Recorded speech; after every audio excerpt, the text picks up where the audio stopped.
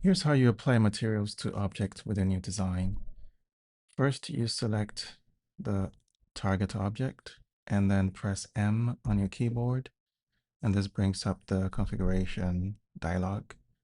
And what you do is just select the material color, change it to any color you want. Let's select this one. And then you can change the properties here, make it metallic. So we have 1 for that.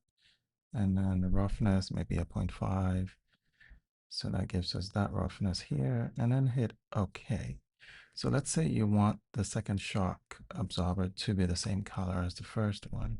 What you do is you select the first object, which is the source of the material you want, and then select the second one, which is the target object, and then press M again on your keyboard. And you can do this multiple times.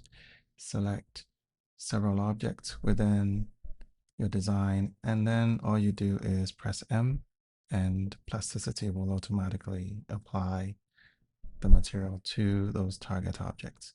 So that's how you do it.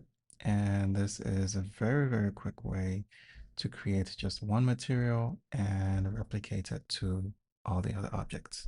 See you in the next one.